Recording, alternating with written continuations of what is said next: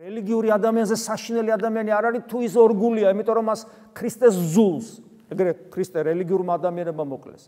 რელიგიურები ადამიანია ის, ვინც ცხონდება.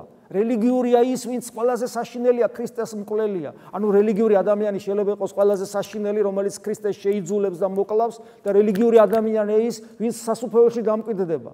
და მათ ამ ორ რელიგიურობას შორის რა განსხვავებაა? ის რომ პირველ შემთხვევაში რელიგიური ადამიანი არ ცხოვრობს ღვთისნებით, ის ორგულია.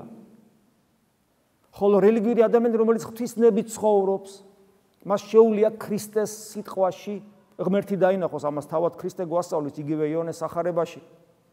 ის ვინც ღვთისნებით ცხოვრობს, ის ხდება, ესე ამბობს უფალი, ჩემი სიტყვები ღვთისგან რომ არის. ამიტომ აი ეს შინაგანი გულწრფელობა ჩვენს სულიერებაში, არა გაორება, უზაკველობა სულიერ ცხოვრებაში, რომ მართლა მინდა უფალი, მართლა მინდა მისი თვისებებით ვიცხოვრო, სიმშვიდით, სიმდაბლით, გულმოწყალებით, მორჩილებით, მართლა მინდა მე ეს, მხოლოდ ქრისტე მინდა, სხვა არაფერი.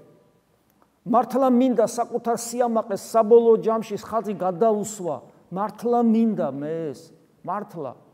აი ასეთი ადამიანი, ჯერ რომ ქრისტეს ღმერთობის წმენა არ ქონდეს, ის ქრისტეს აუცილებლად იცნობს, როგორც კი მასთან მივა ღვთის სიტყვა. თუ ადამიანი გულწრფელად სინდისის მიხედვით ცხოვრობს, მართლა ხედავს თავში იმ უკეთურებებს, რასაც ორგულება, რასაც უსიყვარულობა, მზაკრობა, ფარისევლობა,